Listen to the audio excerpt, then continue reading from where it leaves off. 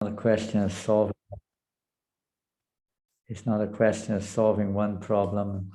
That's the end of the problem. It's Kali Yuga is an ocean of thoughts. There's always something, and sometimes it's more pervasive, maybe a little bit more clear than other times, but always in Kali Yuga, there are no end of challenges. It may not sound very nice, but that's just the character of this Kali Yuga. Everything has its characteristics, its qualities, and Kali Yuga's characteristics are based mainly on thoughts. Thoughts in the sense that there's so many anomalies in this age, unnecessary in one sense, quarrels and diseases and so on. But they all have their causes, and they all have their, you could say, lessons to learn as well. It's not just negative.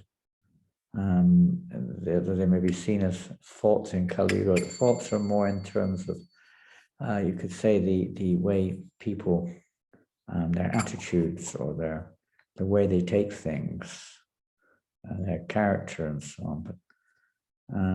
But when we say problems in Kali Yuga, we often think of things like what we just discussed just now, or now I believe your volcano there is starting to erupt again, things like that. We may say there are faults literally on the fault line. And Kali Yuga is rampant with faults. So there's one great benediction in Kali Yuga, and that's chanting Hare Krishna. So let's chant before we start the effort to discuss.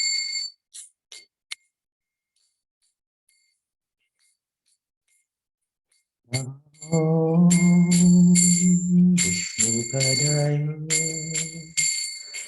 Krishna Prishtaya Bhutale Srimate Bhaktivedanta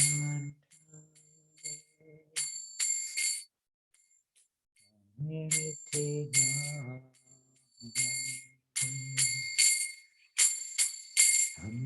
Namo Vishnu Padaya Krishna Prestaya Bhutale Srimate Bhaktivedanta Swami Niti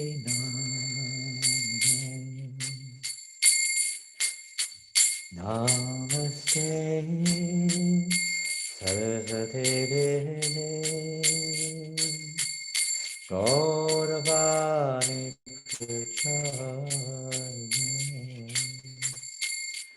Devasesha Sunyamani Bhaskachari Shatarine Namaste Saraswati Devi Gauravani Pracharine Devasesha Sunyamani Bhaskachari Shatarine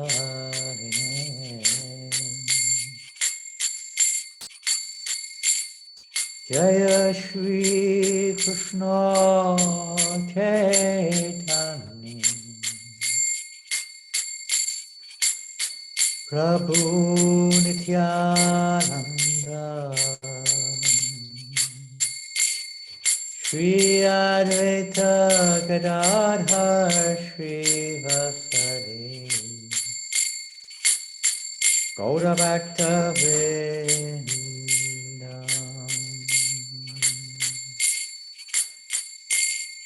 Shri Krishna Chaitanya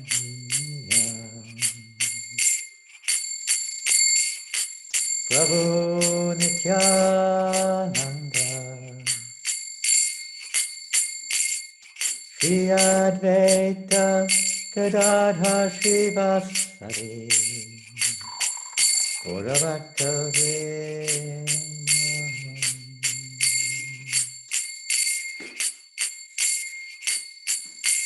Hare Krishna Krishna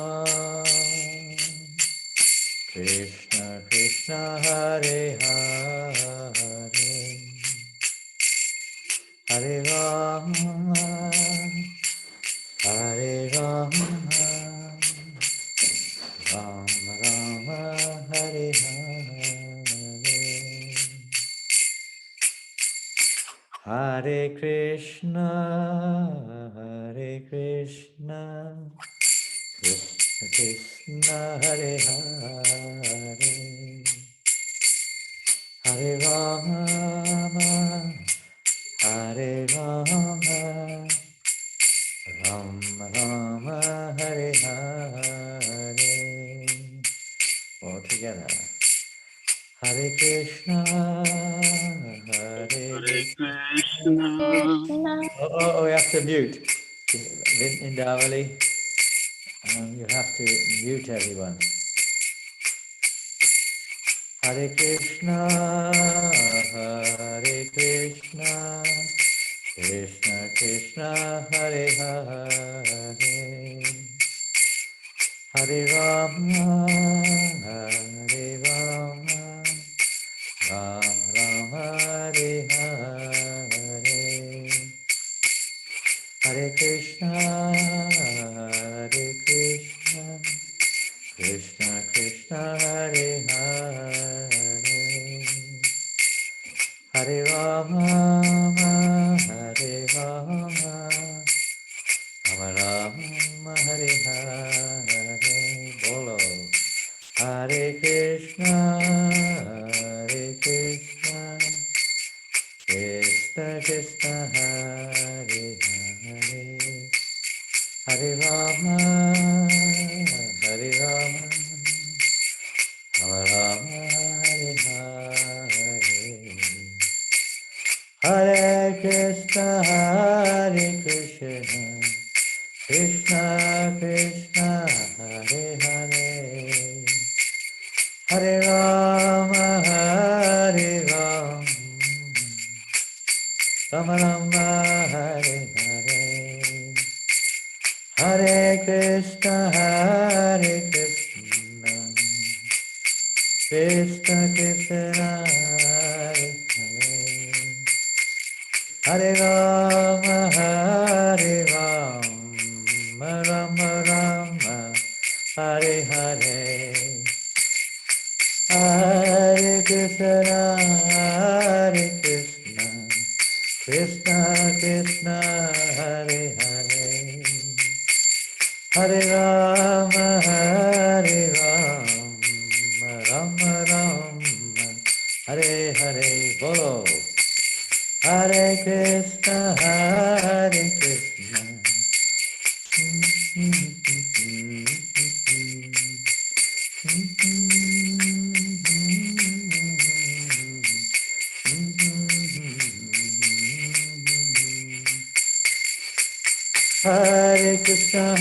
Krishna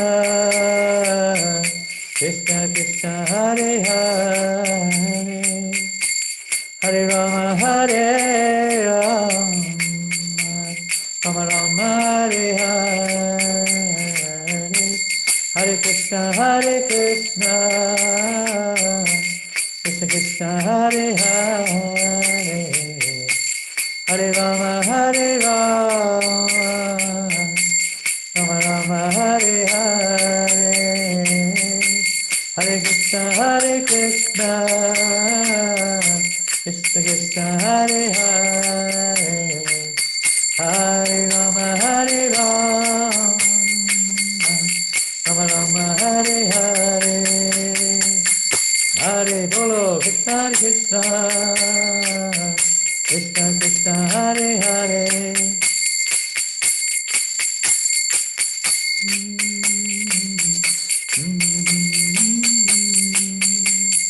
Hare Krishna Krishna Krishna Hare Hare Hare Ram Ram Ram Hare Hare Krishna Krishna Hare Hare Hare Ram Hare Krishna Krishna Hare Hare Hare Ram Ram Ram Hare Hare Hare Krishna Krishna Hare Hare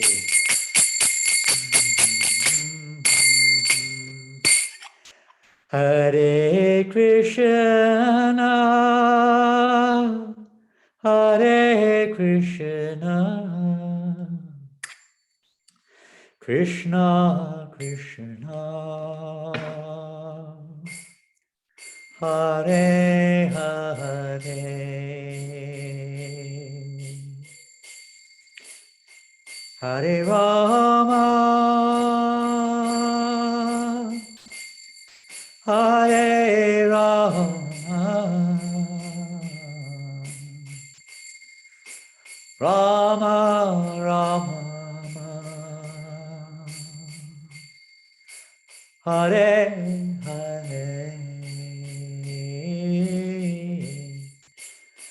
Hare Krishna,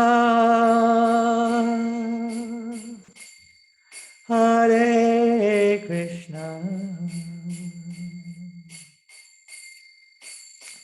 Krishna Krishna, Hare Hare, Hare Rama, Hare Rama, Rama Rama, Hare Hare, Hare Krishna, Hare Krishna, Krishna Krishna, Hare Hare,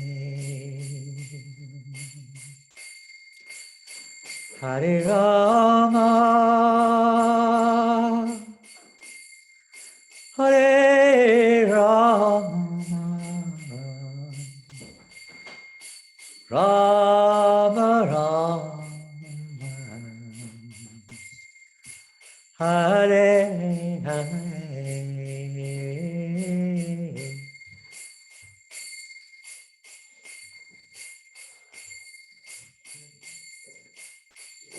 Hare Krishna, Hare Krishna, Krishna Krishna, Hare Hare, Hare Rama, Hare Rama, Rama Rama, Hare Hare, Hare Krishna, Bolo, Hare Krishna.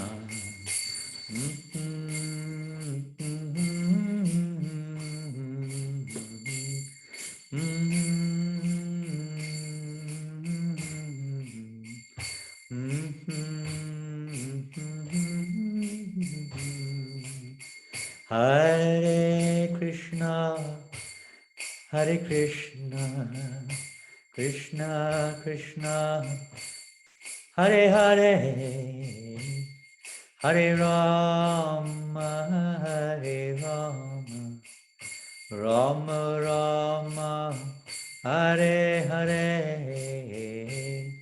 Hare Krishna, Hare Krishna, Krishna Krishna, Hare Hare.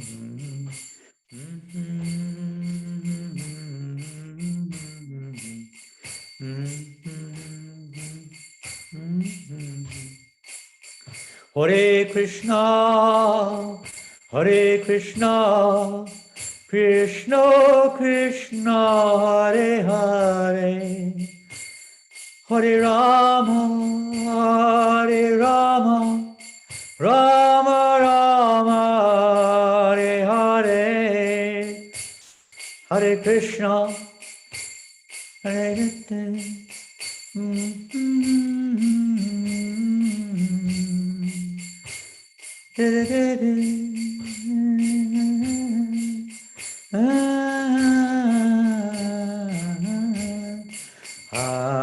Hare Krishna,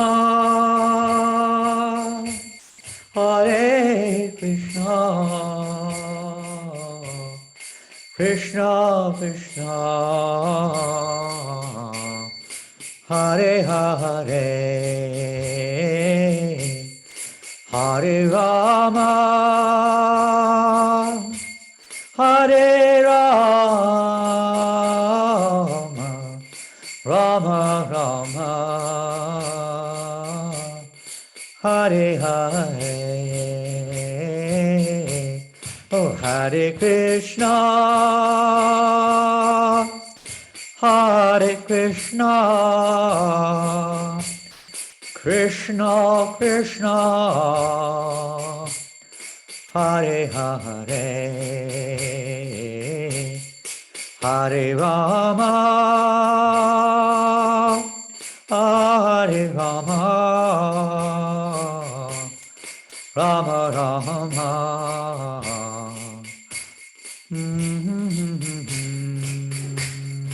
Hare Krishna Hare Krishna Krishna Krishna Hare Hare Hare Rama Hare Rama Rama Rama Hare Hare Hare Krishna Hare Krishna Krishna Krishna Hare Hare Hare Rama Hare Rama Rama Rama Hare Hare Hare Krishna Hare Krishna Krishna Krishna Hare Hare Hare Rama Hare Rama Rama Rama Hare Hare Bolo Hare Krishna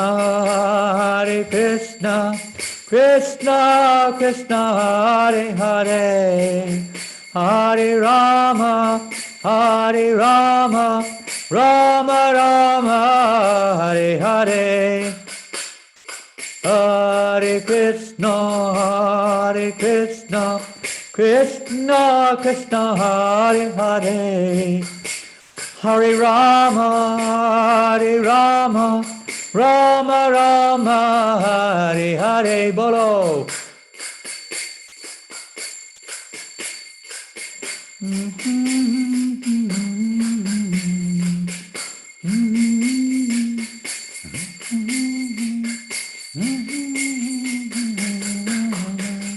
Hare Krishna Krishna Krishna Hare Hare Hare Rama Rama Rama Hare Hare Hare Krishna Krishna Hare Hare Hare Ram Ram Hare Hare Krishna Krishna Krishna Hare Hare Hare Rama Rama Rama Hare Hare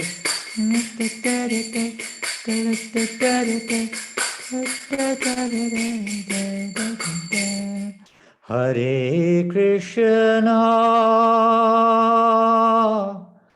Hare Krishna Krishna Krishna Hare Hare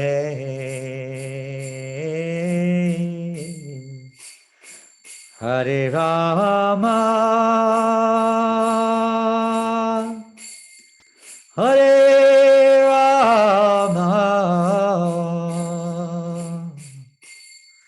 Rama Rama Hare Hare Hare Krishna Hare Krishna Krishna Krishna Hare Hare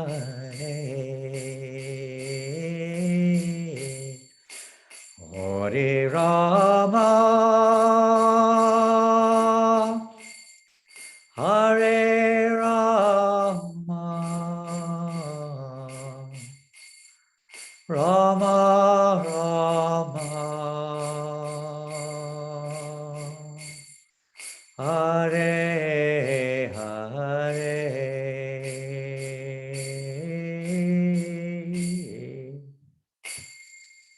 Oh, Premanandi. Haribo.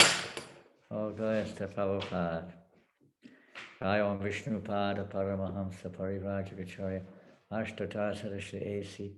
Bhaktivedanta Swami Prabhupada Ki Ananta Kota Vaishnava Vrinda Ki Namacharya Shri Haridasa Thakur Ki Prem Se Kaho Sri Krishna Chaitanya Prabhu Nityananda Shri Advaita Gadadhar Sri Vasari Gaura Bhakta Vrinda Ki Shri Radha Krishna Gopa Gopinath Shyamakunda Radhakunda Giri Govardhan Ki Shri Vrindavan Dham Ki Shri Mayapur Dham Ki Ganga Maya Ki Jamuna Maya Ki Tilasi Devaki Bhakti Devaki Samaveta Bhakta Vrinda Ki Lord Chaitanya's Harinam Sankirtan Ki Brihat Madanga Ki Srila Prabhupada Ki Sri Sri Gauranitai Ki Shri Shri Panchatattva Ki, Shri Shri Radha Madhava Ki, Shri Shri Nitai Gaura Hari Ki, Shri Shri Nitai Gaur Nataraj Ki Jai. Gaur Premanandi. All glorious to the assembled devotees. All glorious to the assembled devotees. All glorious to the assembled devotees. All glorious to Sri Guru and Sri Gauranga. All glorious to Srila Prabhupada. Nama Om Vishnu Padaya Krishna Prishtaya Bhutale Srimate Bhaktivedanta Swaminiti Namane Namaste Sarasvate Devi Gauravani Prachardine Nivasesha Sanyavari Pastacharya Shatarini. Hare Krishna. Okay. So today the topic is what to do in the face of the never-ending issues, but specific issues of the pandemic and the present situation of the clash which is going on in Eastern Europe. And we don't know where it's going to go. We'll see what Krishna allows. And what are we going to do about it? I'm sure that Vanchakalpa Trupyascha, that's what we're going to do. We're going to offer our obeisances to all the Vaishnavas.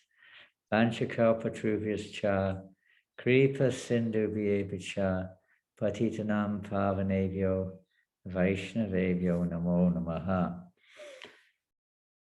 So I guess that there are different approaches to this topic, depending on which mode of nature we're influenced by, what degree of spiritual maturity we are at, and so on. What is our position in society?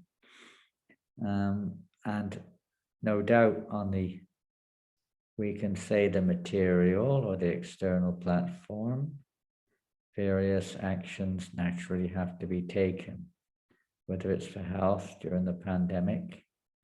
Many millions of people have been striving to help others who are afflicted, etc.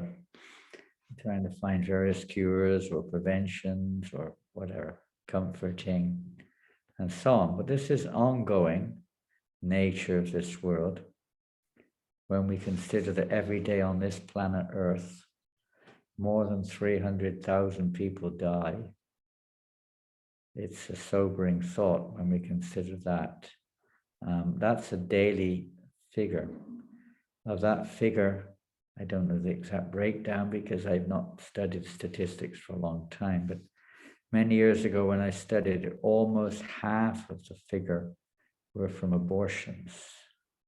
And I think everybody is familiar with this term, which is becoming more and more accepted as a norm in our modern society, along with many other anomalies which have been accepted as norms. So when we consider these type of features, or another figure like 7 billion fishes that are killed daily for humans' sensual pursuits, 7 billion. It's quite sobering. That's more or less the entire population of humanity is slaughtered every day in the ocean just for eating. Quite a sobering thought, what to speak of the millions of other animals and birds which are killed for human consumption. These things are not so well documented. They're documented, but they're not so well publicized for various reasons. But when there's in this case of a pandemic, we've had various outbreaks described as pandemics over the decades, over the centuries. I think the last major one, maybe, I don't know, was probably the Spanish flu in the early part of the 20th century. But there's always a pandemic in this world. The real pandemic is the material illusion that everyone is inflicted by of identifying with the body. And as long as we identify ourselves with the body, there will never be any solution, no matter how much welfare work, which, as I say, is going to go on, has to go on, and continue to go on, and we can say needs to go on, or efforts to stop wars, efforts to help people who are naturally affected in such challenging times, all good in the material sense of the term, but it's not a solution. If we want to have peace, and they're marching through streets, give peace a chance or something like that. There is no peace, sorry to say, but there's no peace in this world. I think many of us have realized that. But there's no peace in this world because we're in an unnatural state of consciousness. The soul, as long as the soul is not peaceful, there can be no external peace. And the souls are not, because they're being constantly driven by demands, desires, temptations, etc. of this world, what to speak of their own karmas. The desires which we have and the temptations we have are also karmic reactions. Maybe they've not yet taken material or external manifested forms, but they are reactions from previous lifetimes or previous experiences. So what to do? Are we just left with no solution except to try to make the best of a bad bargain?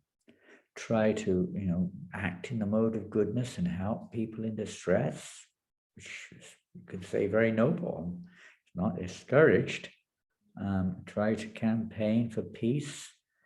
It's natural for anyone slightly in the mode of goodness will want to have peace, will want to have, a society where there's, where the people are reasonable with each other, where they're not exploiting or cheating each other and so on. But it's a pretty, I would say, impossible task, even if you, as I think Abraham Lincoln, I may be wrong, but one of those famous American presidents said, you can satisfy all the people some of the time, or some of the people all the time, but you cannot satisfy all the people all the time. It's doubtful whether you can even satisfy some of the people all the time or all the people some of the time, but to some extent you get the idea. This endeavor to solve the problems of life, be it birth, death, disease, old age, or some other problem, are never ending. And throughout the course of history, this has been a task which has never succeeded. Maybe for a little while, due to karma, some living entities feel quite comfortable. So what do we do? Well, we just did something. We chanted. We tried to chant Hare Krishna. Surely we could chant better. Surely we could chant with more feeling. Maybe we could chant more attention, more devotion, more something. But at least we tried to chant. And chanting is, as we mentioned earlier, the Ekamahangunad, Iti Shodashakamna, Kalikamashanashanam, this Iti Shodashakamna. This chanting of these 16 words is the antidote, the remedy for this Kali Yuga. There is no other remedy in reality. Why?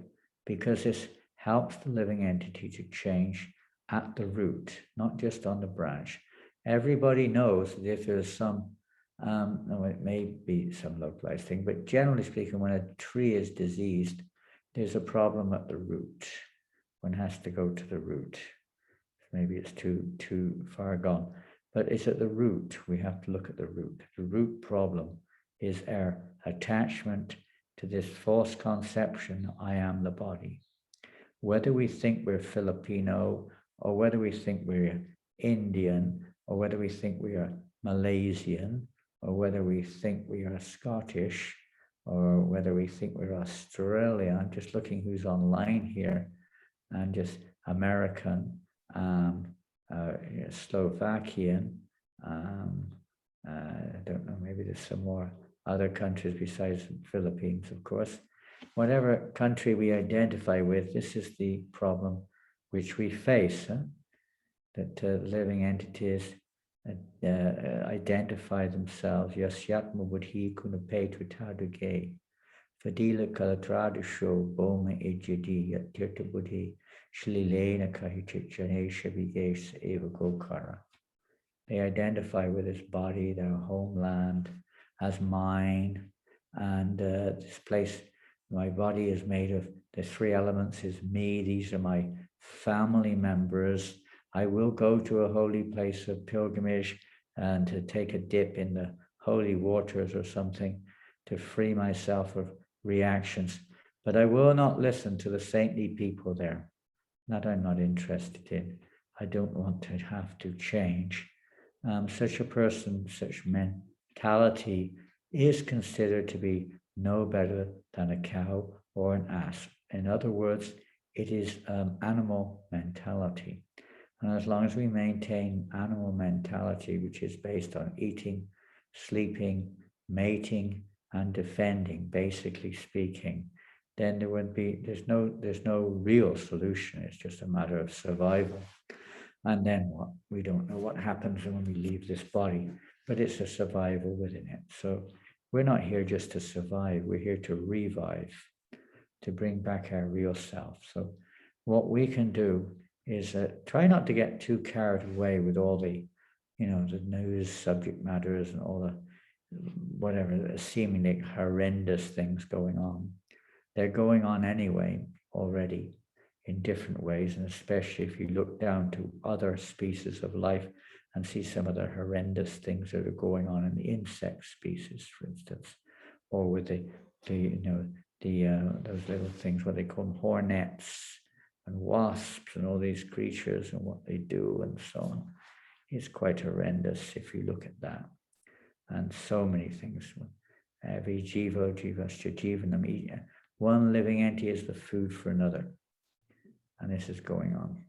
Now, human beings are supposed to be a life of responsibility, a life of responsibility. What is our responsibility in life? That question we could ask. Is it just to try to make a nice society? Is it to try to, help others in the material world? Is it to try to make ourselves get a position in society? Is it to try to bring about United Nations? Is it about trying to feed everyone, make everyone of religious denomination of one sort or another, or something else? What is it? What is their responsibility in human life? Well, in one sense, according to any religious scripture, but specifically clarified more so, we can say in the Vedic literatures, the responsibility of responsibility of human life is inquiring into the nature of the absolute truth. Most of our efforts are directed towards the relative truth of this world, and how to adjust things for our satisfaction. People disagree, just like a dog and a cat disagree. Sometimes two dogs disagree. Different species disagree with what that means, or at least let's say how that is to be fulfilled. So people disagree with each other. What is the right type of sense gratification? Prabhupada said, it's not what is right, but my type of sense gratification is better than yours. No, I say mine is better than yours. And we fight, or we argue. We get into trouble because we're both basing our decisions on what we perceive as right and wrong.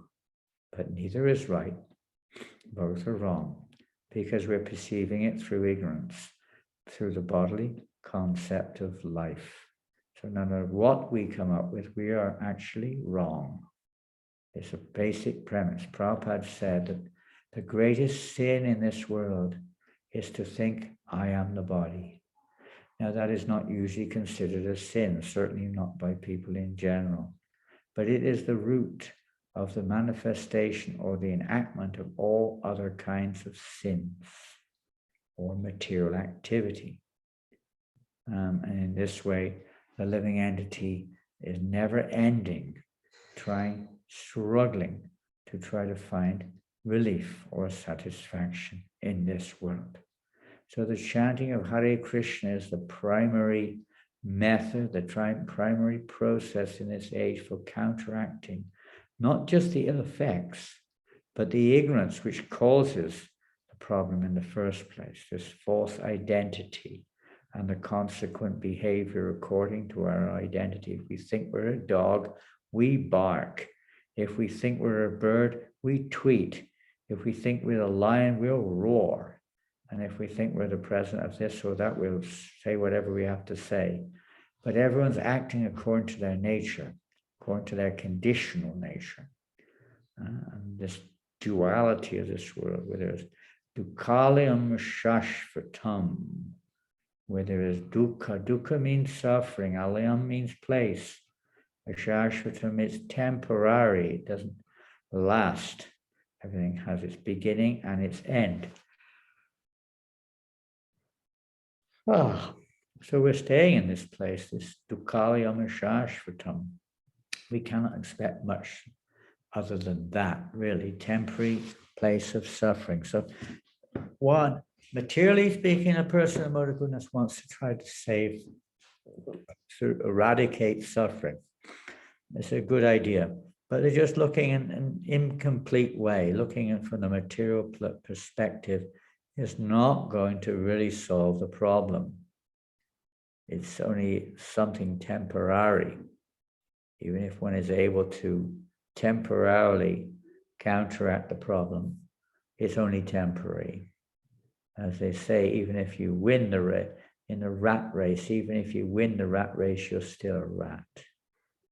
So similarly, even if we do cure a disease or stop a war, we're still in the material world. We're still in ignorance, which is dukkhalayam shashvatam, a place of suffering. We haven't solved the real problem. We've just moved it. Maybe we moved it from this shoulder to this shoulder, or maybe we put it down for a while, but it will come because the root is still there. You can't just cut it at the surface. One has to get the root out. The root is still in the ground. It's ignorance of identity is still there. So as well as chanting Hare Krishna, which is the purificatory process to purify the atmosphere, the environment. We're talking about environmental problems, but there's no real cure to that because the environmental problem is not just a relative perception of dirt in the ether or some lack of oxygen or whatever it is. It's a different type of contamination. It's pollution. It's the pollution of our consciousness. And so a devotee works more on the platform of consciousness. Don't become perturbed when you see all of these things going on. Yes, there's a certain amount of perturbation, no doubt, but realize that nothing, absolutely nothing can happen without the will of the Lord. Everything is his property. Ishavasimidam sarvam yat kinchija gacham jagat. Everything that we see is the property of the Lord and is meant to be used in that light or in that knowledge. And if we don't, then we're asking for trouble. We can give a simple example. Let's say anywhere, it could be anywhere in the world, but say somebody owns some property, a piece of land, maybe it's a farm. I don't know hectares or acres, but say they own 100 hectares. more than 200 acres of land, and someone else comes along and claims it's theirs, there will be a problem. Definitely there'll be a problem, or almost definitely. Because no, that's my land. You cannot come and start building on my land without my permission. Yes, I can. No, you can't. And you have a war going on, or a clash. Well, that's what's going on.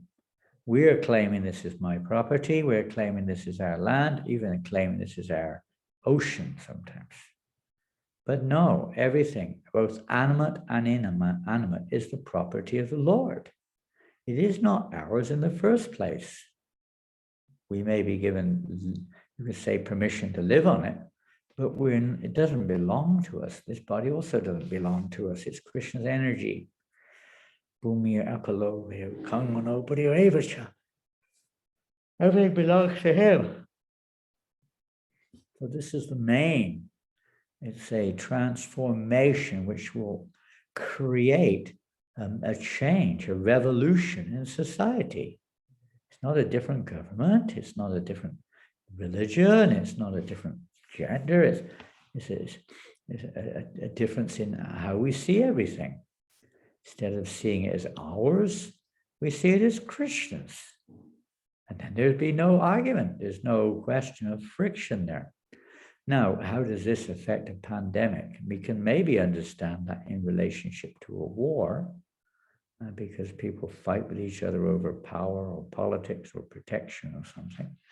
But what about a pandemic? Everything has its cause. Huh? Pandemics also have their cause. Whatever the actual on the surface cause is, I don't know. I don't know if anyone really knows, or maybe they do. I don't know if anyone really knows they know. But whatever it is, all these things are no doubt, they have a purpose as well. They're not just, there's a karmic reaction, okay. One is paying one's bills, you could say, for one's past activities, whether it's coming in physical or subtle ways. One is paying one's bills from a past activity, karma, we could say. But there's another purpose for this, and for a devotee, it's a very special reminder. When Prabhupada was in Calcutta in 1940s, bombing was going off. I'm not sure who was bombing who there, but somebody was bombing Calcutta. And Prabhupada said he stayed in the city, he didn't leave. Most people were leaving to the countryside. He said he just thought it's another form of Krishna's universal form. He stayed there, knowing that, how does that go? Mare Krishna Rakeke, Rake Krishna Marike, or the other way around. No one can kill anyone unless Krishna. No one can, without Krishna's will, no one can be killed. Without Krishna's will, no one can be saved. Everything goes on by Krishna's will. So not that Krishna wants wars, not that Krishna wants pandemics, but they're karmic reactions. Okay, Krishna's allowing certain living entities to persevere or pursue their desires up to a point. They've got some blend of karma and desire mixed in there, and others have got karmas and desires. It's all mixed in it. It formulates whatever happens in front of our eyes. But for a devotee, this is a golden opportunity to turn to Krishna, to call out to Krishna, not just for our protection, but for the mere fact this is what we're supposed to be doing. It's a reminder of what we're supposed to be doing, taking shelter of Krishna, not taking shelter of, defense systems, medicines. They may also be there, but that's not the real point. Those things do not solve the big picture. They come and they go, and they may not even work. But we have to see the opportunity is an opportunity. Now, there's another side to this opportunity, our own spiritual advancement, our own taking shelter of the lotus feet of Krishna, the goal of life. Opportunity, reminder, when sometimes we are in distress, we're always in distress. There's danger at every step, not just when we read it in the news or something, but it's there at every moment. Or when we feel it, oh my God, oh dear, what are we going to do? Oh, we get so nervous and so worked up and so fearful, which is understandable. Every conditioned soul is afflicted. But what are we going to do? Just accept it, run away from it, hide from it, scream? What are we going to do? Because you have something wonderful. Chanting is one thing, but taking shelter of the lotus feet of the Lord, calling out to the Lord, my dear Lord. Now I'm going to read a verse.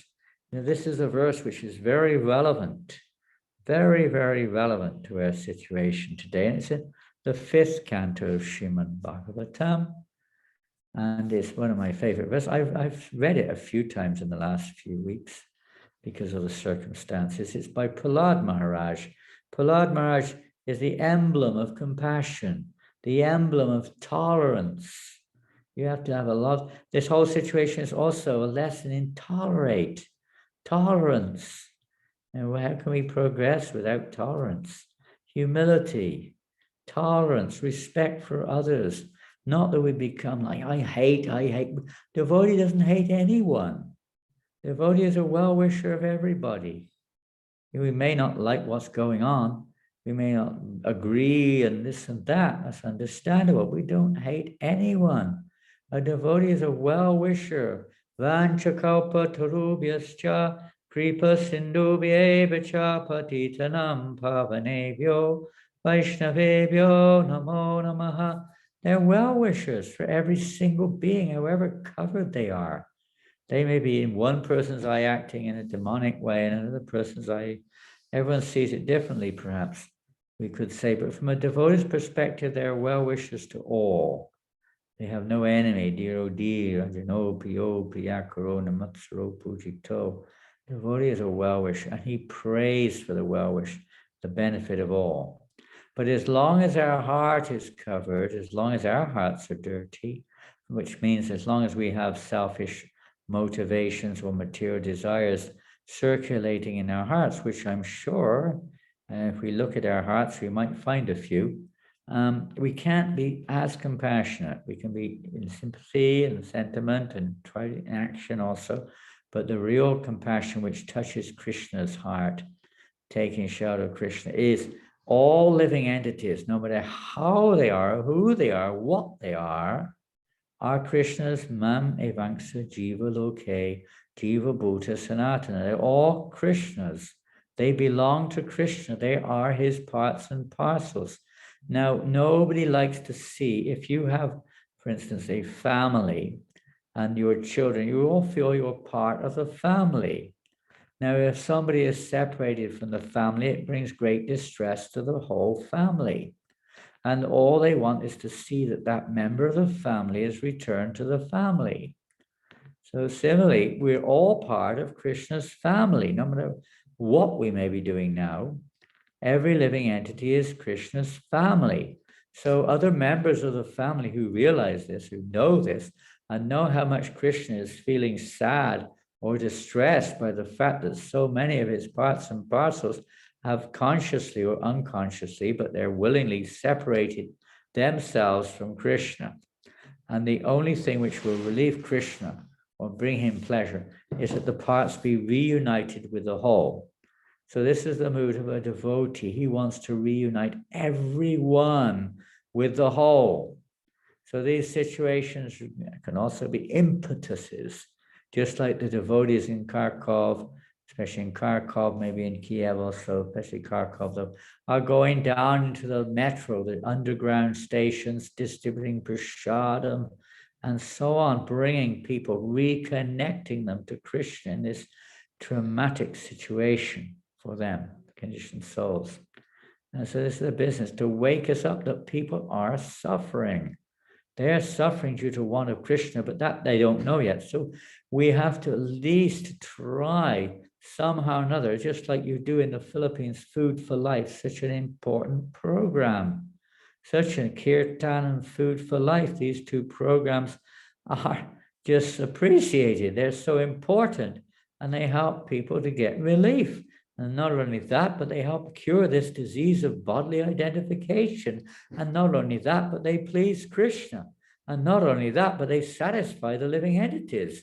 And they bring good wishes from so many people towards Krishna consciousness. So there's such a powerful and important program, Food for Life, or distributing prasadam to as many people as we can.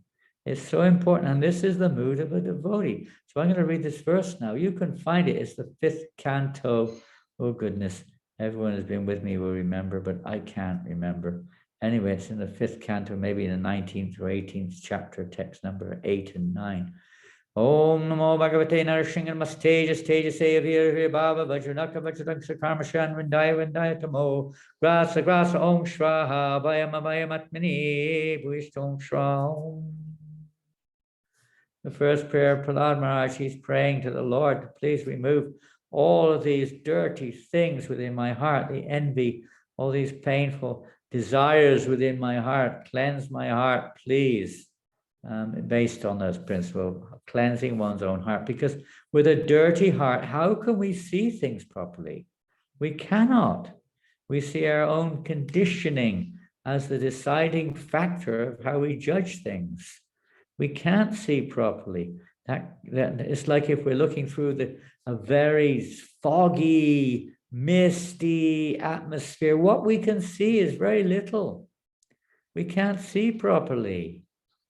Or if we're dirty water, you cannot see anything. It's just dirty, cloudy. When the water is clear, we can see the water, pure water. We can see the bottom. We can see the fishes. It's a very pleasing sight. If any of you have been out on a boat, especially if there are coral reefs, and you see how clear the water is, and you look down, it's very purifying to the heart. You feel very, very cleansed inside. It's enlivening. But when it's all dirty and muddy, it's not very nice. You don't even want to look at it. So our hearts are like that. Cleanse our hearts. It's so wonderful. Exposing our hearts to the sound of the holy name, to the sound of Bhagavatam, Bhagavad Gita. Expose our taste, prasadam, our body, utilize it in Krishna's service. This is the first thing, purify ourselves. And as we become purified, see, the soul has many qualities similar to Krishna. Many. Amongst them, the prominent ones are compassion, a well-wishing friend to others, magnanimous. These are qualities of the soul, natural qualities, perverted in this world in various ways, discriminating according to our identity, but they're perverted in this world. Maybe it's only for myself that I show compassion, or my family, or something. Perverted. But for a pure devotee, compassion is for Krishna. He doesn't like to see Krishna's parts and parcels suffer, because that, in one sense, brings suffering to Krishna. If we're angry to any living entity, we're angry to Krishna. We may be angry with what they're doing, as Jesus said, hate the sin, not the sinner. But the person is suffering, no matter who they are, or they're causing their future suffering. So a devotee is compassionate, tries to help deliver them from their ignorance. So this is how Prahlad Maharaj prays. Svasyastu vishvasya kalapasidatam jayantu bhutani shivam mitodiyam manascha vadram ajatadadhokshaye aveshatang no matir apyahoitaki. May there be good fortune throughout the universe, and may all envious persons be pacified. What a prayer. May all envious persons be pacified. May there be good fortune, not just in Ukraine or somewhere, but throughout the universe. May all envious persons be pacified. May all living entities become calm by practicing bhakti yoga. For by accepting devotional service, they will then think of others' welfare. Therefore, let us all engage in the service of the Supreme Transcendence, Lord Sri Krishna, and always remain absorbed in thought of him. It doesn't sound like it. It sounds like you guys are doing nothing to help people, but this is how the greatest service one can do, to be absorbed in Krishna, and to act in such a way for the welfare of others by spreading Krishna consciousness everywhere, practicing ourselves and spreading it to others. This is the attitude of a Vaishnava, who always thinks of the welfare of the entire universe.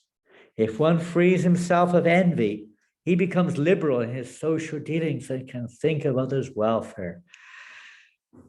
As long as we're still envious of others or still attached to sense gratification, we can't truly think of others' welfare. We think somewhat, but not properly. Maybe for some.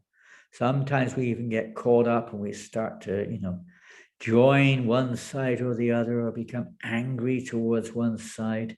Of course, the people in one country that's being attacked, obviously they're going to try to defend themselves. That's human nature. But it's still not the ultimate solution. It's a natural response, and it will go on.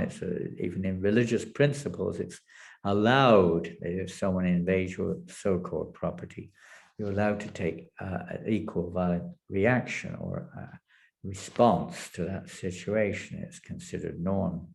But for the Vaishnava, he wants to take people beyond this world of duality, suffering, and so it never seemed, whether it's a pandemic or whether it's a war or whether it's something else, pan comes from pandemon, demon, almost like demons. It means like all a local thing, and it's to do. A devotee cries paradukkha dukhi. The devotee can't tolerate the suffering of others. Even the material sense of the term. Prabhupada was in tears when he saw kids starving. He couldn't tolerate it. Now, why are these children suffering like this? They must be fed. Prabhupada couldn't tolerate it. Even though it's material, even that the devotee cannot bear. Because although ignorant, the people are not ready for it. We have to do something. Food for life, prasadis, we should chant the holy names, pray for the Lord's mercy. Now you may take other actions. Now you can do practical things, for instance, help in other ways. Many devotees are sending money. Most of you don't have the facility for that, but in the West, most people are sending money to help devotees from Ukraine who are having to leave the country or have lost everything in Ukraine. Many devotees have lost their properties. I don't know, maybe some have left their bodies. I haven't heard. Injuries have been there. But many devotees have left the country and they're looking for somewhere to stay. So offering accommodation or something like that. Externals mean a lot also. A lot of devotees are trying to help in that way. Internally, we have to think of the change of consciousness, the real change of consciousness. Now, so on the other side, we shouldn't forget that Krishna is ultimately in control. So I'm going to probably read a few more things here. And they may not be so much in order, but anyway, they're interesting. Just like Prabhupada says, there is epidemic disease. And if you take vaccine, it is supposed that you are free from the contamination. People may feel a little bit secure if they take the vaccine, although statistics don't necessarily give such an impressive, let's say, reason to feel so secure. So this vaccine of chanting Hare Krishna Maha Mantra will keep you fit without any contamination of this age of Kali. So we've already heard about the contaminations of Kali Yuga. So this vaccine, the real vaccine, the chanting of Hare Krishna, and that is happening all over the world. People are chanting Hare Krishna Maha Mantra, and practically we see those who are chanting, they're becoming free from contamination. It does not mean that we're not going to get sick. It does not mean that we're not going to end up in some war zone or something. We hope that it's going to happen to you, but it can happen sometimes. And when we are in that situation, it is an impetus to take more shelter of Krishna. I remember devotees from Russia during the communist era were saying how easier it was to be Krishna conscious then than it was after, because they had to take shelter of Krishna as their only shelter. When things are going well materially, sometimes we take for granted the situation. We become a little lax, in our services. Sometimes things are a little easy. When there's a challenge, we might become a little more serious. So sometimes these things are necessary to wake us up a little bit, remind us a little bit. Let's see. If you follow the rules and regulations, very simple thing, and chant Hare Krishna Maha Mantra, that is our only request. Then, in spite of this contaminated age of Kali, you'll be saved. You'll be saved that we are. That is our Krishna conscious movement, means that we are preaching this cult. This is the movement. We'll preach it. Whether we're in heaven or hell, whatever happens, Prabhupada said, we continue to preach, even in the midst of whatever disaster or whatever it may be. Krishna consciousness is the real need of the day, need of the world. Bhaktisiddhanta Maharaj said there's nothing lacking in this world except for Krishna consciousness. And here's another nice quote of Srila Prabhupada. You have asked about whether nuclear devastation on this planet would affect the Sankirtan movement. Well, we think it would, but Prabhupada said no. There is nothing that can stop the Sankirtan movement because it is the will of God himself. Everything is, nothing goes on without his will. So we no fear. Prabhupada has so much confidence. And by taking, let's say, hearing from Prabhupada, our confidence and faith, confidence and so on can be, let's say, revitalized if we're lacking, or awoken if we don't have it all. Yes. Will of God, Lord Chaitanya's will, that the holy name be heard in every town and every village. Neither can the demons devastate this planet independent of the will of Krishna. They may try. Children also, they have their, tantrums, and they smash things sometimes, but how far they can go. Some toys here and there, because this is a bigger situation with people's lives involved, but it's still the same principle, basically speaking. Neither can the demons devastate the planet. Nothing happens without his sanction. If Krishna wants to kill someone, no one can save him. And if Krishna wants to save someone, no one can kill him.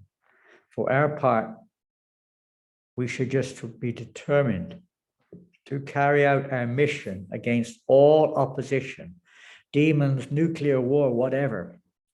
The whole universe is finally subject to certain annihilation by the will of Krishna.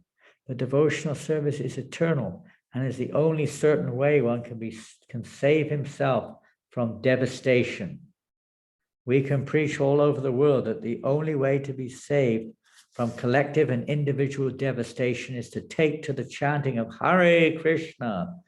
In short, this material world is a very precarious place. Therefore, we should always chant Hare Krishna and seek Krishna's protection. That was a letter from Srila Prabhupada in 1973. So there we go. So karma works in, what can we say? We can't overcome karma. Everyone's under the laws of karma. Only a devotee may become free to the laws of karma. And it's like if a person is tied up with ropes, the gunas, the three modes of nature, karma, gruntanam, karma, bandhana, karma, bandhana, gruntana is not, bandhana is bound up by the knots of the material nature, and karma, bandhana, we're bound up by karma. Everyone's bound up in this world. We're not free at all. Not 1 centimeter are we free. Everyone is bound up. So if we're tied up, how can we help others? So untie ourselves. So if we're untied, we chant Hare Krishna, it's supposed to be the method of untying us. If we're untied, then we can help untie others. This is the idea.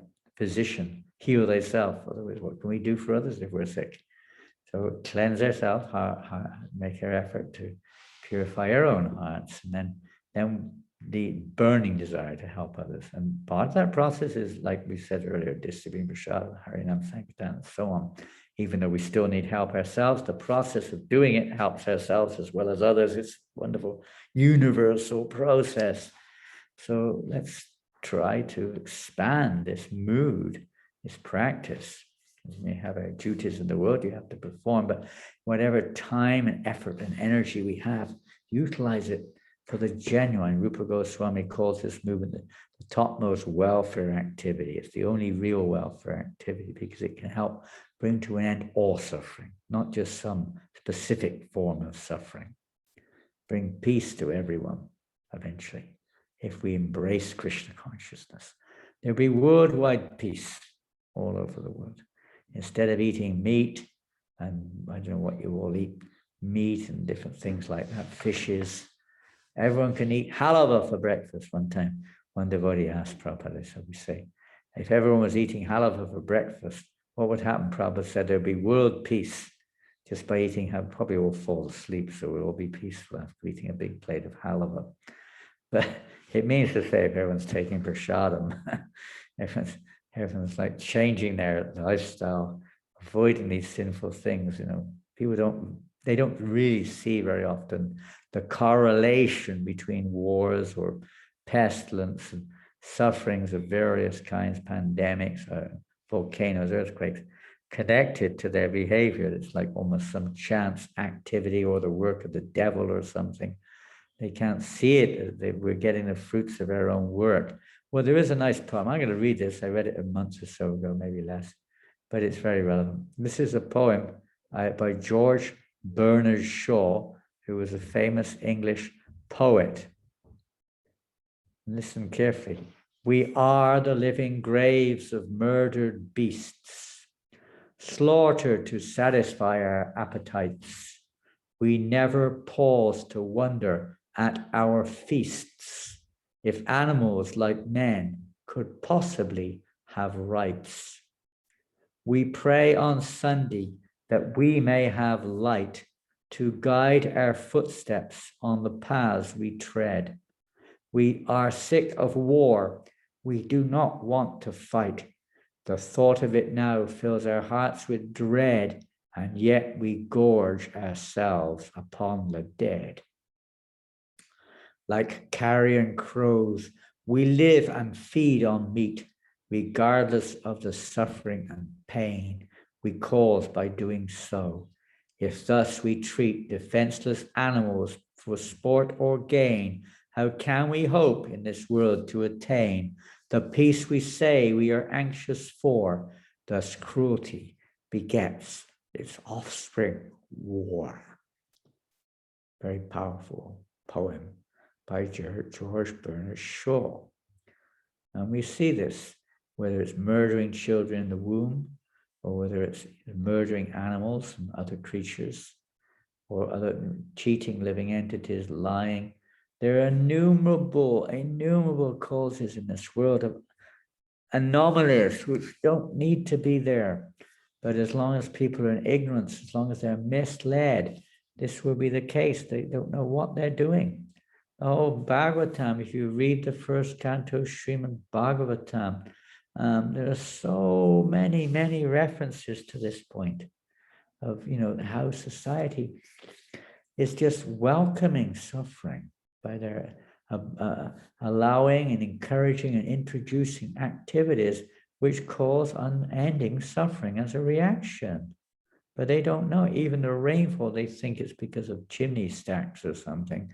All these various, there's imbalances in the climate because people are smoking, or cows are farting even, they say, because of the cows farting. That's one of the main reasons we have a problem in the atmosphere. Such nonsense, speculations, misleading. Okay, there's certainly a lot of pollution going on in the world today with the transport system and the consumer system and so many artificial forms of chemicals and so on and so forth. But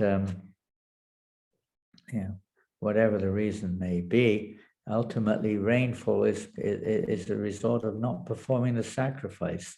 The sacrifice is the proper execution of one's duty and chanting Hare Krishna Maha Mantra. And then everything can be adjusted by the mercy of the Lord. There is not overpopulation. Krishna can maintain 100 times the present population with no problem whatsoever. It's just misuse of the human form of life, irresponsible behavior. And especially the leaders of society should be educated in the goals of life and help others to achieve those goals. Well, we're a long way off from that, but at least we can try to do our little part and try to make that our lives, to focus, to do something useful for society by becoming Krishna conscious and encouraging others to also embrace Krishna consciousness. Things will be adjusted by the mercy of the Lord. Listen to this amazing purport of Prabhupada. Grains and vegetables can sumptuously feed a man and animals, and a fatty cow delivers enough milk to supply a man sumptuously with vigor and vitality. If there is enough milk, enough grain, enough fruit, enough cotton, enough silk, and enough jewels, then why do people need economic development in the shape of tools and machines? Can tools and machines supply vigor and vitality to men and animals? Can machinery produce grain, fruit, and milk, or jewels and silk? Are jewels and silk, along with varieties of foodstuff prepared with ghee, grain, milk, and fruits, not sufficient for man's pure, luxurious, and healthy life? Then what is the need of an artificial, luxurious life of cinemas, cars, radio, flesh, and hotels? Has this civilization produced anything more than the doggish mentality of quarreling individually and nationally? Has this civilization enhanced the cause of equality and fraternity by sending thousands of men into the hellish factory and the war fields at the whims of a particular man? It is said here that the cows used to moisten the pasturing land with milk because their milk bags were fatty and the animals were joyful. Do they not require, therefore, proper protection for a joyful life by being fed with a sufficient quantity of grass in the field? Why should men kill cows for their selfish purposes? Why should man not be satisfied with grains, fruits, and milk, which combined together can produce hundreds and thousands of palatable dishes? Why are there slaughterhouses all over the world to kill innocent animals? Maharaj Parikshit, grandson of Maharaj Yudhisthira, while touring his vast kingdom, saw a black man attempting to kill a cow. The king at once arrested the butcher and chastised him sufficiently.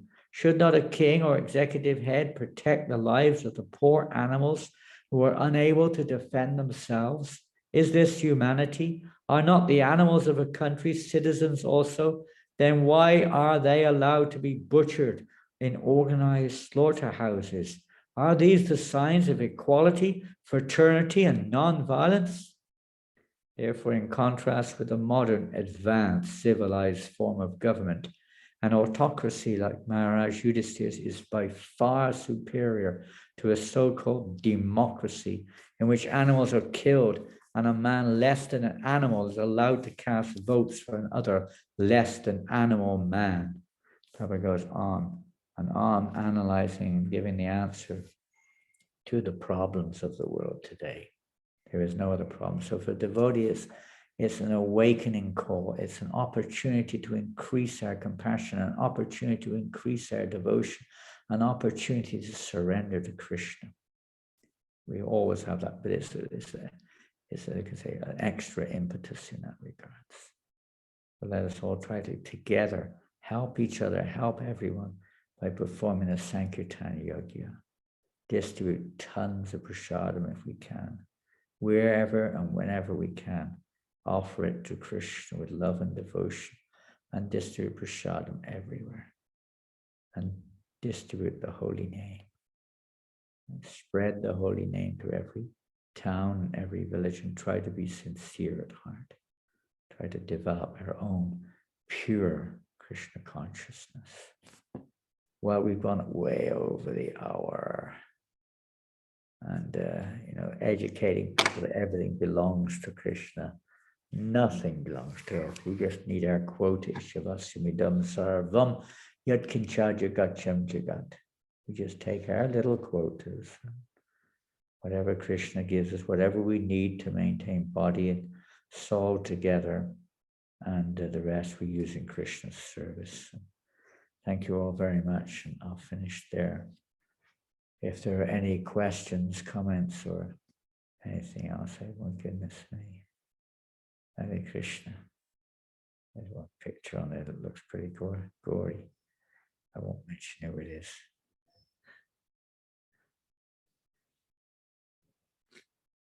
So any questions out there in our esteemed audience? And it's nice to see some very dear friends there from the Philippines, particularly, who we don't see very often these days, unfortunately. And thank you for joining us, some senior Vaishnavas and Vaishnavis from the Philippines, and some juniors, whatever we are, we're all struggling and trying to help, trying our best to try to be Krishna conscious and help others. We make mistakes, misunderstood, and so on and so forth. That's the fact. Hare Krishna. Hare Bo. Hare Bo, Dev. Hare Bo, Vera. Vera Bhadra Prabhu and Dave and Rita Prabhu, all devotees from the Philippines. Probably a few others that I can't see. Many of you are on Facebook, so I don't know who you are or where you are. Hare Krishna. Maharaj. Is this a verbal one or a chatty one? Sounds like a voice. Yes. Yes, how can we serve you? Yeah, Hare Krishna Maharaj. Yeah. We have Bhakta Ali. He's been practicing Krishna conscious for 2 years now. So he has a question as well. Ali Abazaldo. Ali Abazaldo? Yes. I can see him on the picture there. And thank you, long lost devotees, all glorious. I wish I could come and visit you again soon. And I wish you all the best up there in Longos. Hare Krishna. Ali, you have I'd like to ask a question. Hare Krishna Guru Maharaj. Haribo, Ali. Please accept my humble obeisances. All glories to Srila Prabhupada and all glories unto you. Adki Jai. Thank you, Guru Maharaj, first for giving us your time despite of your busy schedule. And thank you for your lecture as well.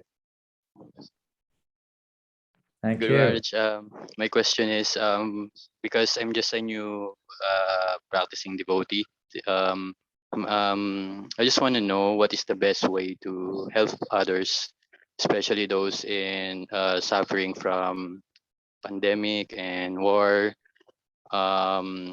because ourselves also is struggling and practice to stay in the bhakti practice. So how can we help them as well, while we also progress in Krishna consciousness?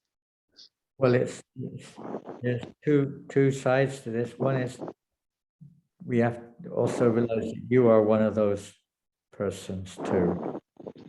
It's not us and others. We're all of the same, in the same boat. We're all the same quality, nature. So we have tried to help yourself in the sense of trying to develop your remembrance of Krishna. Remember Krishna. Try to feed the root of the tree. Prabhupada gives the example many times. It's there in the Srimad-Bhagavatam that by watering the root of the tree whole tree is nourished. By feeding the stomach, the whole body is also nourished. So we feed the stomach or water the root. That means we try to serve Krishna by chanting his names, trying to live our life molded in relation to him. Amongst that, there are activities which combine, we could say, we mentioned a few times, but they do combine the two. Prasad distribution is appreciated materially and it benefits people spiritually. So distributing prasadam, what more can you do? Now, if you happen to be a nurse or a doctor, you're already being engaged on you could say, the material platform. We can also do other things. Sometimes we can help encourage other people, maybe open our house to them sometimes when they're in distress. But at least we can do this because we don't just want to do material things to help people. We want to do something which will help cause, or let's say, cure the disease at the root. And the root of the disease is people have forgotten Krishna. So our business is to try to remind others of Krishna. It may not be seen as an immediate answer in people's eyes. And it may not be that you can immediately do that. Therefore, prasad distribution, being kind to people, being encouraging to people, educating people. Education is very important in a way that people can digest something at least, so they can gradually progress towards Krishna consciousness. Now, what else we can do is important, is we can pray in our hearts, as we did mention earlier in the talk, the prayer of Prahlad Maharaj, where he's praying for all living entities. May they be calm by practicing Krishna consciousness. May all living entities, envious living entities, be pacified, and thus they will think of each other's welfare. So devotee prays like this. He has no enemies. He's not angry with anyone as such. There's not, some people become angry with God even when disasters take place, not realizing what's actually going on, that this is something to release living entities from their karmas in many cases, or awaken their consciousness, turn them towards spirituality, remove the obstacles on the path of devotional service. Many things may be going on at once with the traumatic events in this world, adjusting things in such and such a way as to facilitate the spreading of Krishna consciousness around the world, by preparing people's mentality or consciousness so they are more, let's say, open or more inclined to hear Krishna conscious teachings.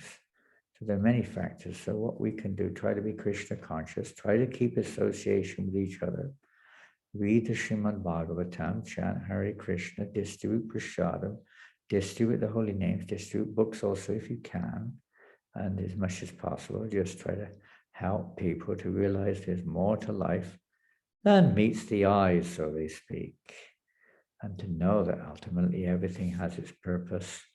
Whether people can understand karma or not, that may be so also. To try, then they might start engaging in activities which are a little less sinful. They don't realize that the relationship between killing animals, what to speak of killing children in the womb, and wars or pandemics, there's a relationship there. As far as devotees are concerned, many times devotees ask, why is it happening in Ukraine when there's 20,000 devotees in Ukraine? Well, Prabhupada said, don't think that will not happen to us. He said, when you preach, this is what's going to happen. There'll be, there'll be reactions like this. They'll come out and try to stop the devotee, not necessarily consciously in this case, but in one sense that happens.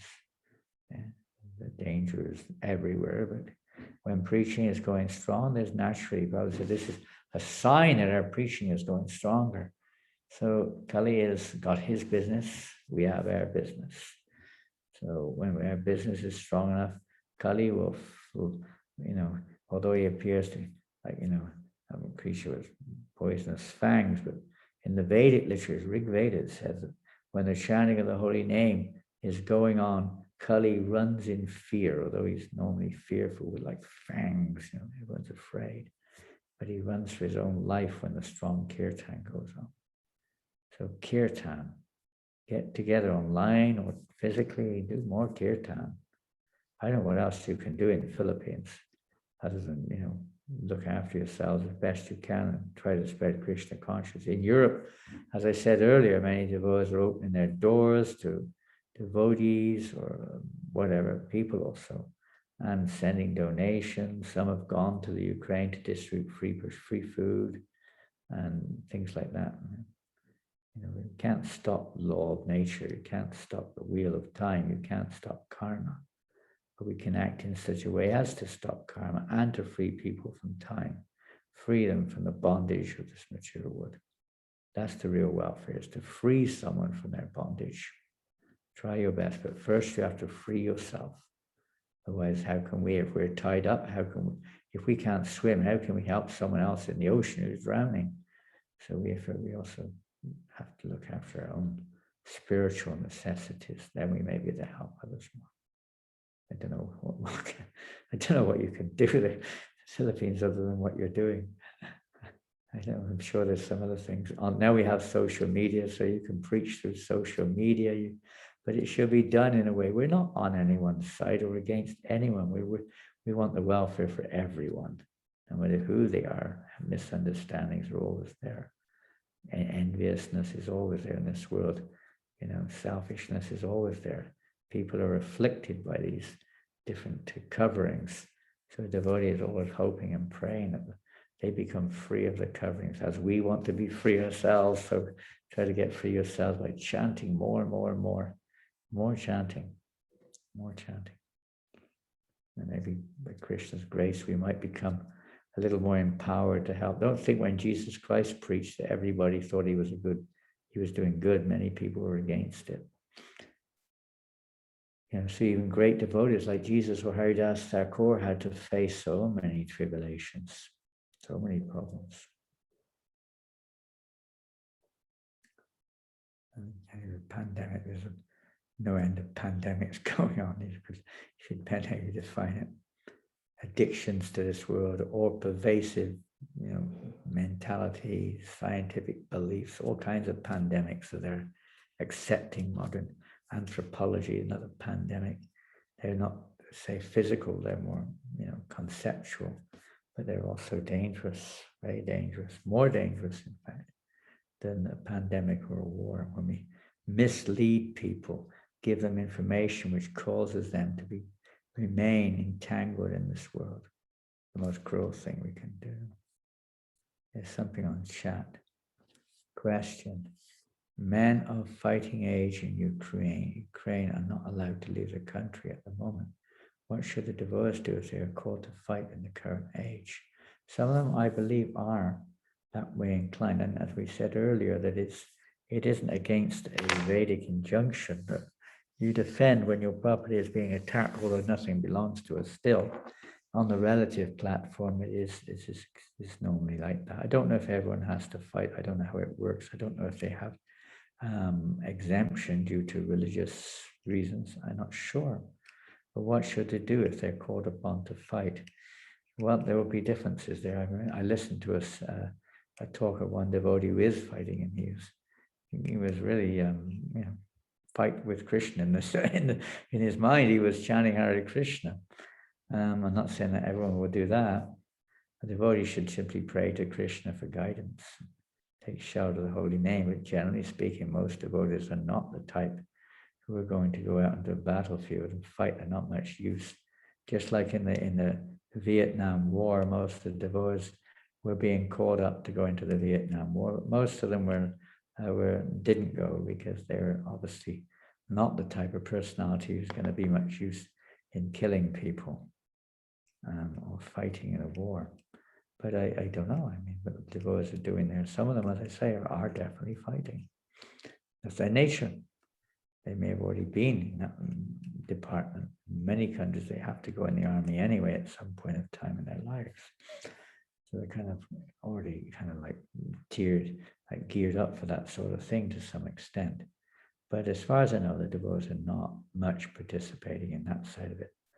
But maybe due to, some religious exemption or something, I don't know.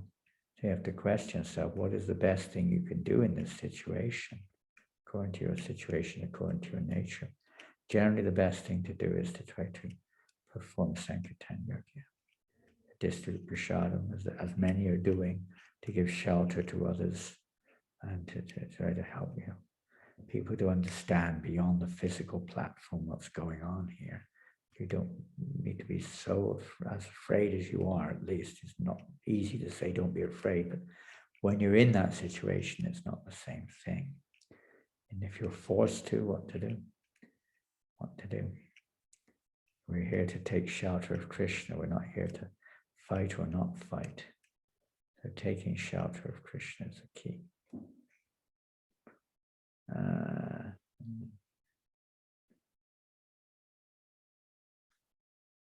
It's the same question.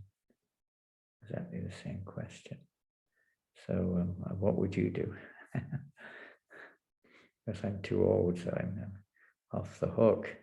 But Krishna protects his devotees. He protects his devotees, not necessarily physically, but internally. Internally.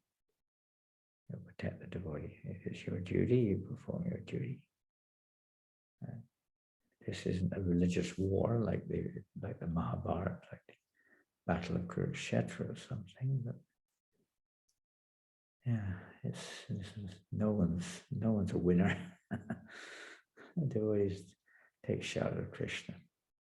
Can't force. Anyway, I don't know. It's a dilemma. Sometimes you're forced to go to jail, you're forced to work sometimes. They were forced to go to Siberia, they were forced to work hard. Sometimes you're forced. But generally a devotee is not going to do that. They're not going to engage in that activity. And it's not, even according to their nature, it's not their nature. They're not going to do that. But I see some of them are doing. Anything else? Oh, there is another question, I think. Yeah, collective karma. When the whole population suffers because of its support or something sinful. Yeah, there's collective karma, but it's not. It was why there? Why not everywhere? You know, anywhere else is similar. And what can we say? How karma is a very complex issue, and we may think that the people there are suffering and we're not.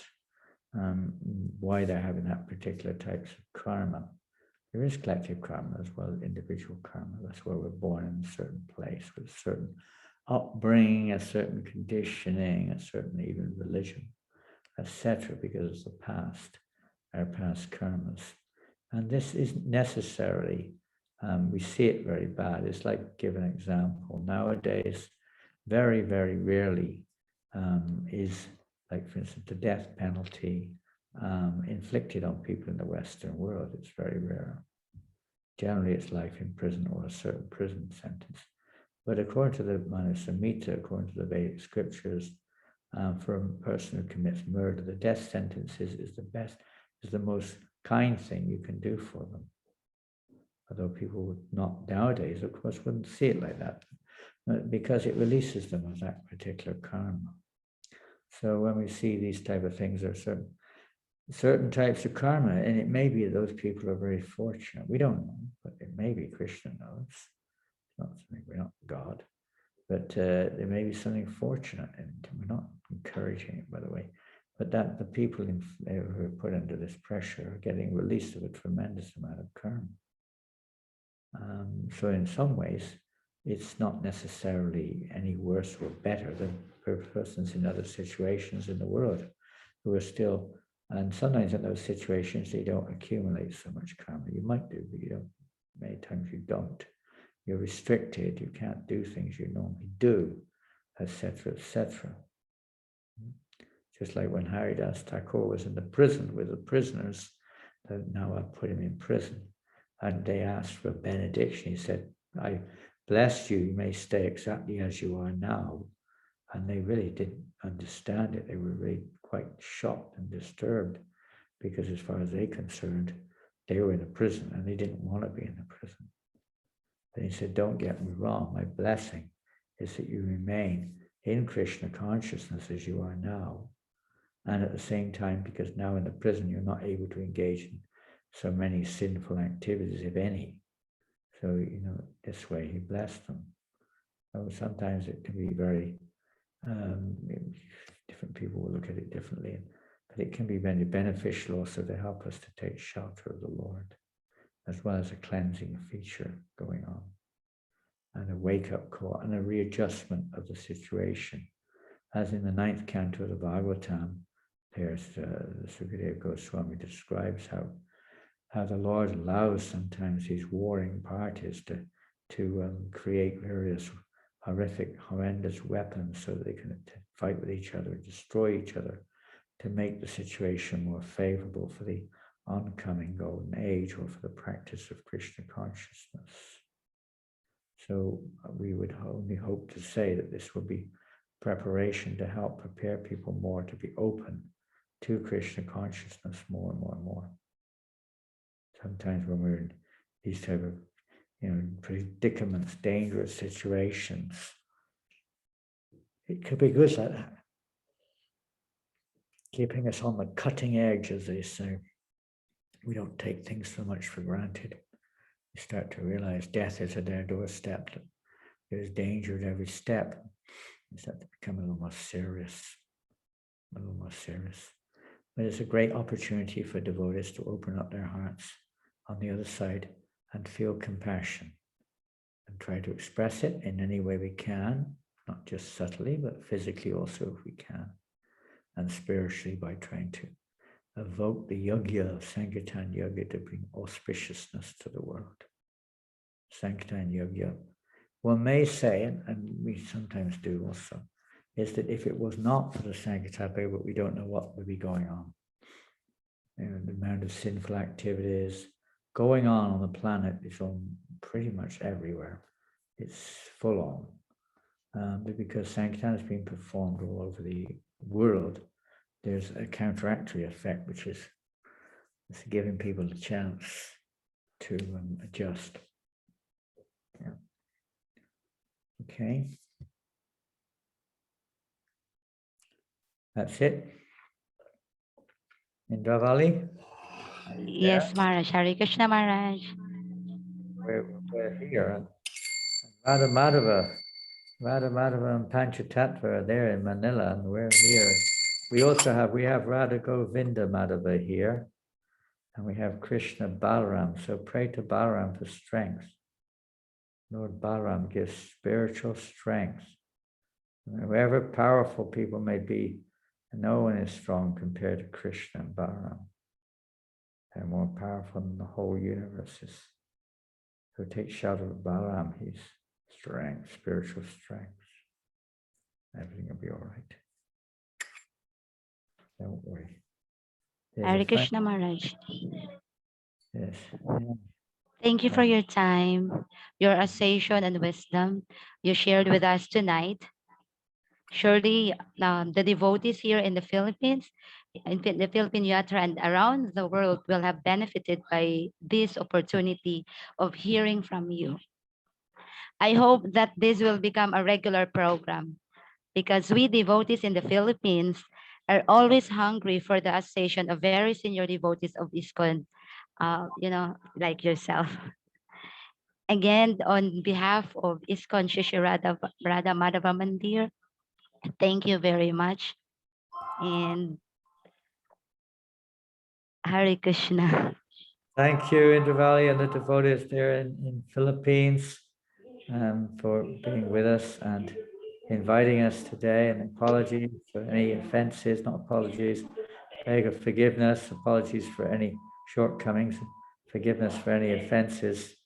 And we wish that we can serve you with a pure heart next time. And may the Lord protect you all from whatever it is. But the main thing is protect us from falling into Maya. But we can't help anyone if we fall into Maya. So we pray for the protection of the devotees that you don't fall into Maya. Otherwise, what can we do? The only way to get free, the Daidiyesha, we have to take shelter of the holy name. So we chant for a little while before we say good night. Hare Krishna Maharaj. Sorry to interrupt you again. We have Mahatma Prabhu, the god brother of Prabhu Mahendra. He has a question. He has what? Mahatma Prabhu. Yeah, I know. But what has he got? He has a question? Yes, Maharaj. Oh, this will be the last one, though. Yes, Mahatma Prabhu, where are you?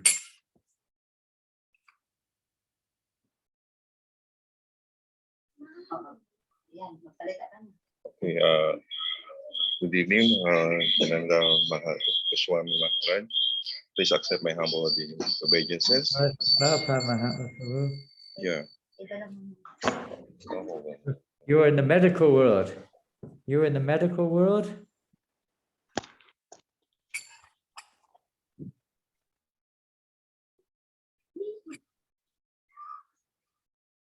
Haribol.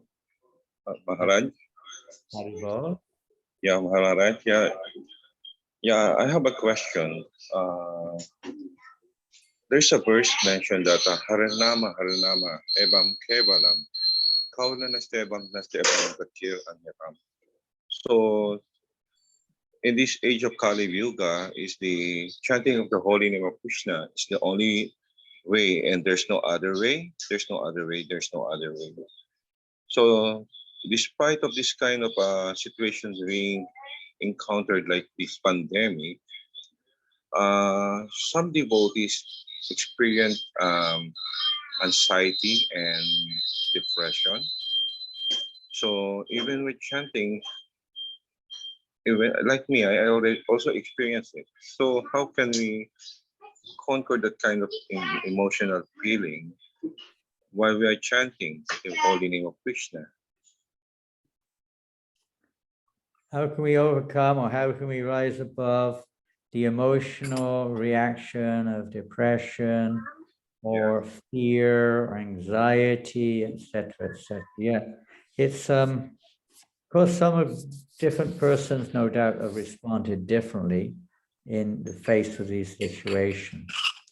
Now, this is another, I see this is individually is easy, you could say, to theorize, to come up with some various, and we see even when Arjuna lost his son Abhimanyu, he went into a state of emotional distress considerably.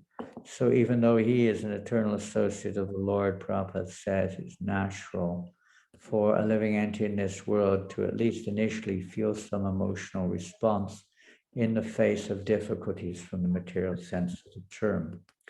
Whether it's due to loss or fear due to some pandemic or whatever it may be, war or whatever it may be, is natural. So I would say in this case, besides the fact that, it's nothing unusual, but it shouldn't become a let's say, a permanent state. Our whole process is to rise above fear.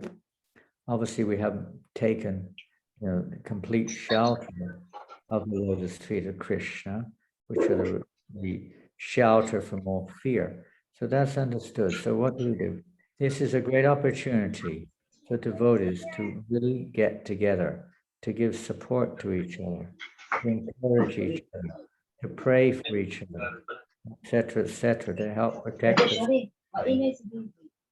overwhelmed by these emotional states. Now, initially it's understood, but it shouldn't be like a permanent thing. We have the philosophy of Krishna consciousness may theoretically help, but we need more than that. We need the blessings of the Vaishnavas and other devotees, and we're cooperating, coming together, uniting, helping each other, caring for each other. You see, because anyone can go through this. It might be the loss of a family, it might be a member, it might be a fear, as we say, as you said, of the pandemic or depression because of whatever reason. Our faith may be affected. So in these type of situations, sadhusanga, it may be on the phone or online or whatever way it can be, as much as possible. Try to encourage the other devotees, at least in your heart of hearts, prayers for other devotees. Now we can pray for everyone, but we're talking about devotees in this case. Should be there. The good wishes of the Vaishnavas can help us cross over any difficulty whatsoever. We are neophytes, and in the neophyte stage is naturally sometimes our pure consciousness becomes clouded over by various justifiable, materially speaking, justifiable situations. We become emotionally disturbed, whatever type of emotional disturbance it may be. But with the right association of devotees, we can weather the storm, we can move through it and move on and learn a lesson. So we don't have to go through it again. The lessons can be learned in these situations, and we can also see how fallible I am. I'm not so infallible. The holy name may be, but I'm not taking shelter of the infallible. I'm still fallible. I can still forget. I can still drift off. I'm still attached. I still have material affection, and so on and so forth. And we will search for association, or search in our heart of hearts for the strength not to be continually overwhelmed by various emotions. But when these things happen, it's also a warning to us that we do need to take more shelter, that we do need to be a little careful, that we still have these strong affections or attachments in this world, and we're affected when things go wrong, materially, so-called wrong, according to our perspective, or there's some, loss or pain of some kind, which is something we're not wanting or not expecting. It does bring these things, because we're neophytes, and naturally these things may sometimes become a little prominent. But associating with more advanced devotees can help us to pick up a little bit, help us to rise up a little bit from that depression. When there's a depression, a low pressure, very low pressure, we associate with somebody with a little more Krishna conscious. The pressure can, we can come up a little bit out of the dark. We need help. We need help. When we're depressed, sometimes also we really, if we're a devotee or trying to be, those times are sometimes the springboards for our advancement in Krishna consciousness. We start to repent, we start to feel helpless, we start to take shelter of the Lord. If you can do that, that's really good. Take shelter in those situations of Krishna. But from the other devotee's point of view, this is a golden opportunity to hold out our hands and try to help each other, show compassion. Okay, for many of you it's late at night. For me it's not late at night, but what to do? I'm tired. Thank you all very much, and may the Lord please kindly protect you all and help us through depression or whatever we may be going through. Many causes of misery in this world are there, and we sometimes it's just release. Well, Prabhupada did say also that when we suffer, it's getting freed of our token bad reactions. So we're making the path clearer in the future so we can progress in spiritual life. And when we feel happy, it's getting freed of our token good reactions. Good or bad, they're both material. So tokens they may be, but they're still there. And it's to release this. Prabhupada, Sridhar Swami, the original commentator on the Bhagavatam in the 10th canto. This verse always gives me a strength when I'm in a difficult situation. The verse of Lord Brahma, Tatenu Kampam Susamikshamana Bunjana Ivatmikita Vipakam. When a devotee is in a suffering condition, he doesn't appeal to the Lord, please save me from this. He takes shelter of the Lord, glorifies the Lord. Knowing well that I actually deserve to suffer more. This is just a token. And he takes shelter of the Lord. And such a devotee, Lord Brahma says, is an eligible candidate to go back to Godhead. So taking shelter in Prabhupada. In the purport of Prabhupada, Sridhar Swami says it. Although a devotee appears to suffer some kind of karmic reactions like an ordinary person, actually it's not. The Lord is in charge. He's taking to such a way, it appears to be karma, but it's the hand of the Lord working on the devotee to remove the propensity for material sense gratification, which causes the suffering in the first place. So it's to change the mentality of a devotee that sometimes we go through these emotional situations to make the necessary change which is required so we can really surrender to Krishna. It may take a little while sometimes, and it certainly requires some help and compassion from others when we're in distress. So I hope that we can all be a little bit more open-minded to that, more liberal, as Prabhupada said, more liberal in our dealings when our hearts become cleansed. Not to think of the welfare of others more and more. Okay, I'm going to just do a little kirtan and then we'll finish up there. Hare Krishna, Hare Krishna, Krishna, Hare Hare, Hare Rama, Hare Rama, Rama Rama, Hare Krishna, Hare Krishna.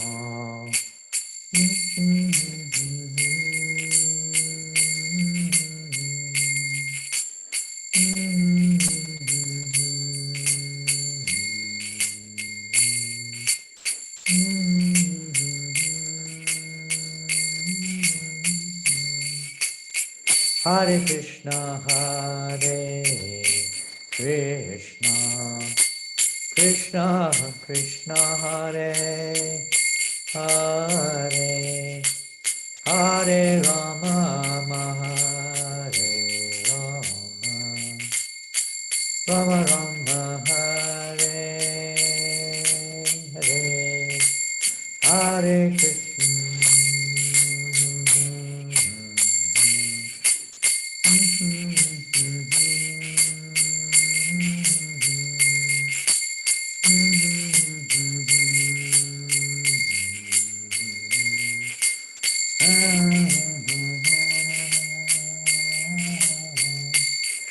Hare Krishna, Hare Krishna, Krishna Krishna, Hare Hare, Hare Rama, Hare Rama, Rama Rama, Hare Hare,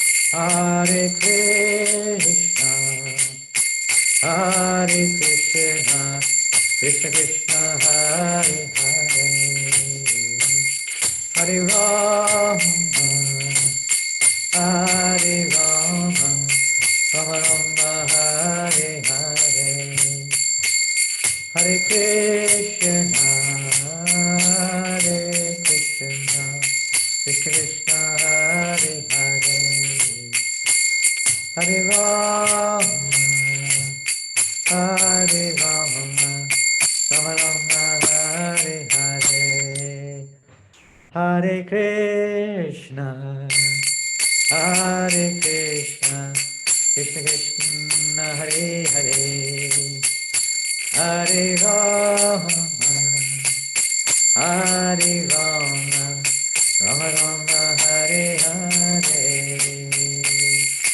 Hare Krishna, Hare Krishna, Krishna Krishna, Hare Hare, Hare Rama, Hare Rama, Rama Rama, Hare Hare, Hare Krishna, Hare Krishna, Krishna Krishna, Hare Hare, Hare Rama, Hare Rama, Rama Rama, Hare Hare, Hare Krishna, Hare Krishna, Krishna Krishna, Hare Hare, Hare Rama, Hare Rama, Rama Rama, Hare Hare, Hare Krishna,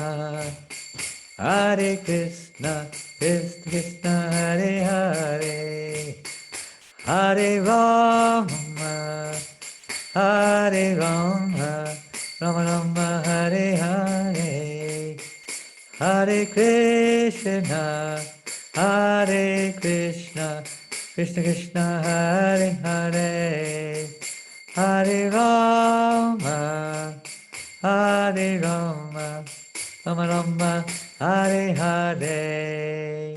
Go Premanande, Srila Prabhupada ki jai. Harinam Sankirtan ki jai. Brihat Madanga ki jai. Transcendental Prasad Distribution ki jai. Go Premanande. Hare Krishna, everyone. Jai, all glories to your services. Hari Bo, Hari Bo, Hari Bo. Hare Krishna. Hare Jai Ho. Krishna Maharaj. Hare Krishna Hari Maharaj. Bo, Hari Bo, Hari Bo. Thank you, Janananda Goswami Maharaj.